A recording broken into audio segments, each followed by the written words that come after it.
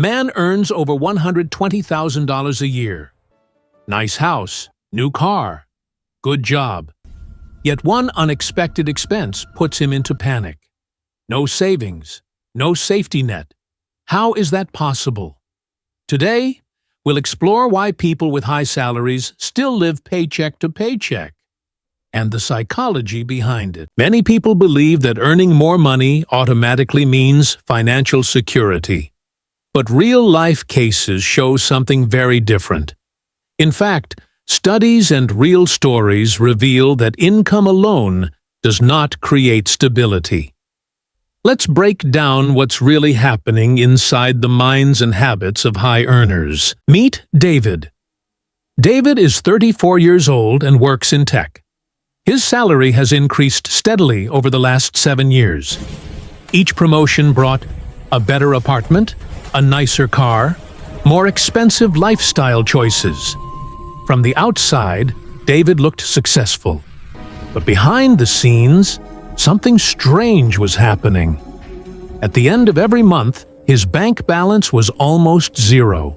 David wasn't careless with money. He paid his bills on time. He avoided obvious mistakes. So what went wrong? Psychologists call this lifestyle inflation. When income increases, spending quietly increases with it. A small upgrade here, a subscription there. More comfort becomes the new normal. Over time, the brain stops seeing these expenses as luxuries. They feel like necessities. There's a powerful mental trap at work. It's called hedonic adaptation. Humans quickly adapt to better conditions. What once felt exciting soon feels ordinary. So instead of feeling richer, people feel pressured to maintain their lifestyle, afraid to downgrade, anxious about losing income. Ironically, earning more money can increase stress, not reduce it. Another hidden force is social comparison. When income rises, social circles often change. New coworkers, new neighborhoods, new environments.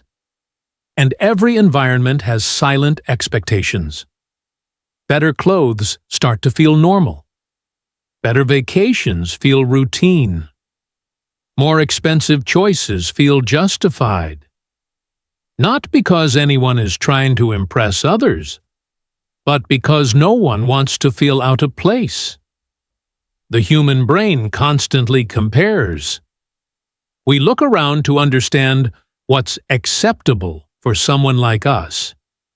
So when people casually talk about trips, brands, and lifestyles, pressure builds quietly. You don't think, "Can I afford this long term?" You think, "This is just how people like us live." Over time, spending stops being intentional. It becomes automatic. And that's how comparison slowly turns higher income into higher obligation. The wake-up moment for David. For David, the wake-up call came unexpectedly. A minor medical expense, nothing extreme. It forced him to check his account balance, something he had been avoiding. That's when it hit him. Despite earning more than ever, he had less freedom than before. More income had created more obligations. David realized that lifestyle inflation had silently crept in. Every small upgrade, every little treat had become a necessity. And the pressure to maintain appearances, socially, professionally, personally, had quietly dictated his spending.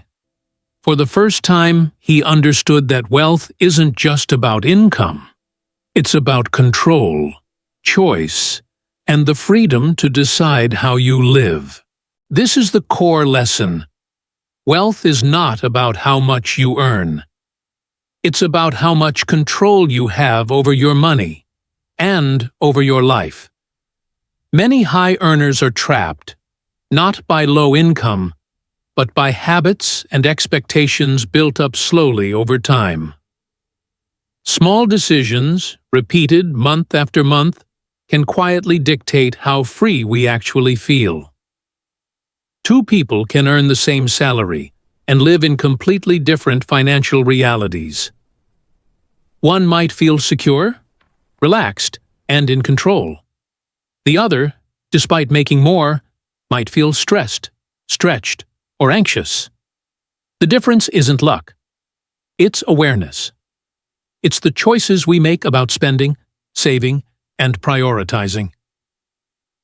It's learning to recognize invisible pressures, social expectations, lifestyle inflation, and the subtle ways we compare ourselves to others. True wealth is about freedom to choose, to decide how we live without invisible forces silently dictating our spending. When you understand that, income becomes a tool, not a trap. Living paycheck to paycheck isn't always about poor decisions. Sometimes it's about invisible psychological forces shaping our behavior, forces we rarely notice, but that quietly influence every financial choice we make. Even high earners can feel trapped, not by income, but by habits, expectations, and pressures they didn't even realize existed. So here's the question for you.